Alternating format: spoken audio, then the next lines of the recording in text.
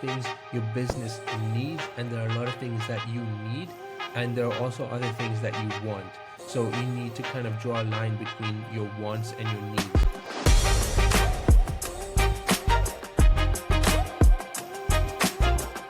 Hi guys, today I want to talk to you guys about my first full-time month in business.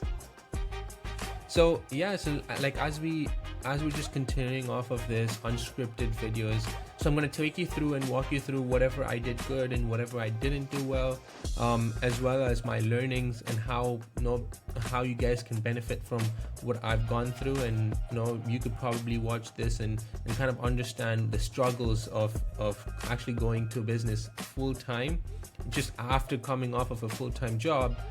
I think just having this as a side hustle or having this as a side business, and then working a full-time job, and then coming and jumping ship to actually having this as a full-time business, it's definitely been difficult and definitely been challenging in a lot of ways, but also rewarding, because you see a lot of growth, you see a lot of positivity for the future. So don't forget to support my channel. Do like, share, and subscribe and hit the bell icon if you can. Now let's get right to it. The first thing that hits you is basically your finances, because you don't have that steady income, and not having a steady income kind of impacts the ability for you to plan further and plan your financials, like your financials at home, or whatever payments you might be having. So you've got to sort of try to understand how you're going to meet out expenses and so on, if your business is not bringing that much. Luckily for me, as I was coming into my full-time business, I did have a lot of business that was coming in, as new customers that were coming in. So the next thing for me to do was kind of retain them, because I work full-time and actually helping them and giving them really personalized experiences and making sure that they can actually stay on for a longer period of time. So if I were to be in a full-time job, I would definitely not be able to do that. And so the lack of stable income kind of it throws you about, but then those are things that you can obviously fix, because if you have a positive business and you are providing value to people, you're definitely going to get customers. So that's the only way you can outset it, because as a salesperson myself, going into a full-time business, I think of everything as bringing in as many customers as possible to get the support that I need, and to actually get the money that I need to run the business as well. So in terms of managing your time, I think that's another thing, because there's a lot of things your business needs, and there are a lot of things that you need, and there are also other things that you want. So you need to kind of draw a line between your wants and your needs, because your needs always get prioritized. That has to be the priority. You've got to see and understand what is it that your business needs, and look at the business needs and actually focus on those things, and whatever money is coming in, how are you going to fuel the growth of your company? And then look at your needs as well. But please do not do the mistake of overspending on things that you want, and then things are just going to look very gloomy in a couple of weeks. So I initially, when I did have a few spends here and there, which I thought, oh yeah, that's really nice and that's really good to have for the business, so you go ahead and invest. And then I kind of see that that's a long-term commitment, and if I'm able to see that if I were to do that as a full-time commitment for a longer duration of time, I definitely wouldn't be able to run my finances. So segregate the line between your needs and wants. That's very important. Then if you have a very clear business model, I think this wouldn't be very impactful, but for me, I had a very clear business model of how my money source is coming into the business. And for some people, running businesses or running their day to day, what's happened is because they don't have a clear business model, they have multiple business models within their function. It kind of confuses you of how to actually bring in revenue, and you're not able to concentrate and focus yourself on the things that really impact or bring in the most amount of business to you. So doing too many things might also not end up like working well for you. So understand, if you are in the same boat and you've just jumped ship to a full-time business, then you need to understand, focus on the business model and making sure that business model is kind of clear and that path is clear to actually bringing on customers, because that's what worked for me.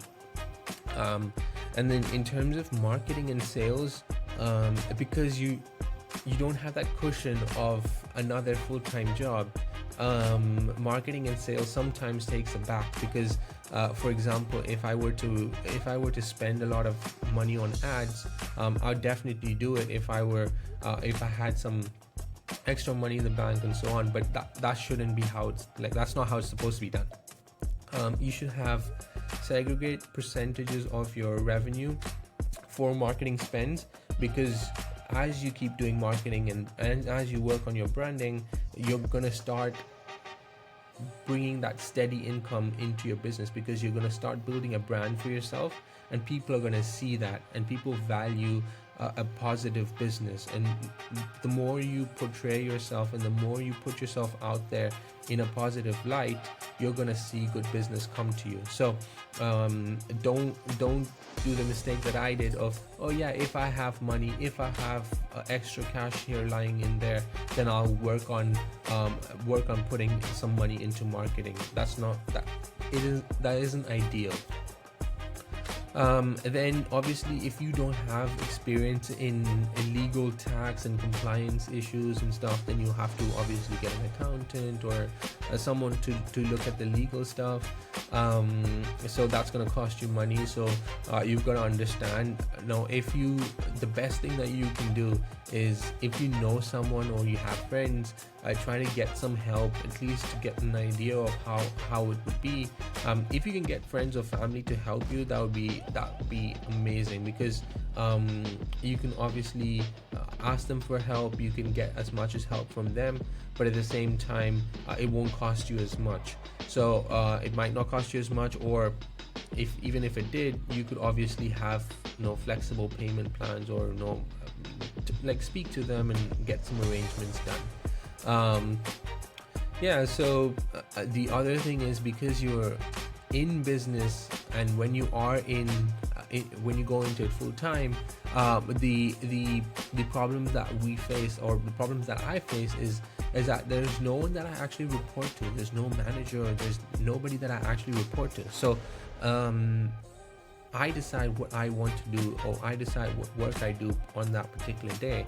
So if I screw up something in the morning and don't start off my day with a list of important things to do, then I'm not reporting to anyone, but it's going to impact the business in another way. So just that isolation and loneliness kind of takes a real grasp of you. So that's real. No one's there to push you. No one's there to pat you back and say keep going. No one's going to be asking you to call customers. No one's going to ask you to solve customer issues, right? If you want to, you will. So that's why go into a business which you really, really know from the bottom of your heart that you're passionate about, right? So that passion will drive your motivation. And that's why I think really is important for you to understand, when you're going into a business, make sure you're completely passionate about it. And if you're in a job that you're taking up a project, make sure that project is like something that you're really passionate about, because otherwise things die down, and once it dies down, there's nothing that can rectify that gap that's put in. So and then, because if you are a startup, and like me, just starting up remotely with the business, there was lack of a lot of infrastructure and so on. So the thing was, I don't have a physical office to go to. I don't have a physical place to report to. So everything is kind of it's all online. What's going to happen is, it's going to lead to you're not going to see tangible things, like you're not actually going to see physical things to make you, go sit down, work, and so on. So have a place where you work, and have a place where you sit down to work, because having that efficient process and everything in place kind of helps you be more productive, and actually helps you be effective in your daily work or daily routine. And because you're like, for me, I'm at home, like oftentimes the time, like when I go to sleep is when I'm like completely burnt out on the day. So that's obviously not the ideal thing to do. Obviously you need some activity that's coming, like that you're doing. Maybe go to the gym, maybe go play some sports, do something, which I've slowly started picking up. But again, that's really important to kind of give you mental health, like a break, just give yourself a break, as well as some good quality time to spend with other people, or friends, or family. And then the biggest thing I feel gets me bogged down is when I see like unhappy customers, because for me that hits me. I want my customers to be happy, and so when you get uncertain market responses, that kind of phases me out. Although it shouldn't. When you're, as a salesperson, you're completely prone to getting rejected a million times a day. That's completely fine. But at the same time, when your own customers, for your own business, when they are unhappy, it makes you sad. So understand how you can actually fix those issues, and try to understand why your customers are unhappy, or don't beat yourself about it, but understand how to actually fix that issue, and how to actually solve those particular issues that they're facing. So, and then come back to the drawing board and try to understand how to make sure that that's airtight, and no other customer is going to face that same issue. Because once you take a problem and you solve it completely, that's when you understand that no other customer is going to face it, so that you're for sure you fix that issue. Because you don't want a temporary solution, and then make that a permanent problem that's going to be coming up again and again, right? And then every time that problem comes up, you do a temporary fix. That's not what you want. So this is what's been going on in this first month. I found it very enlightening, because I've got a lot of customers coming through LinkedIn, because I've been working on my personal branding on social media and so on. So a lot of people, even if they haven't come in as a customer, they've actually been interested. So I'm pretty sure that the word is getting out there. And then I've launched my crowdfunding campaign as well. So that's one of the biggest things, and we're in talks with an investor. So this first month in business has been a lot to do, and it's been really, when I sit down to think about it and reflect on it, it's been very overwhelming. But at the same time, it's been rewarding. At certain instances, you look at it and it's like, oh yeah, I really hoped this would happen, and it is happening. So when you see those things, it's actually a good sign to keep going. So just be persistent in anything that you do. That's my only biggest advice. Even if you do, I fell into my business full time because I was laid off. So when these are things, like different situations for different people. For example, if you're choosing to go into full-time business, understand how you're actually going to balance things and cope with things. For me, I was kind of forced into a situation, and I was like, nah, I'd rather just focus more time on my business, because I think that's what is really of the need of the hour. So really understand what needs and what wants you have, and then what are the things that are required for your personal life, your professional life, and then see what you can actually do. If you've already invested so much money into your business, then maybe it is the right time for you to go into it full time, because every hour that you think you're working free for your business is actually you investing time into your business. That's going to reap your reward in some time. So be patient, don't rush things, don't look for shortcuts, and that's going to keep you intact, and it's going to keep you very focused in terms of achieving your goals.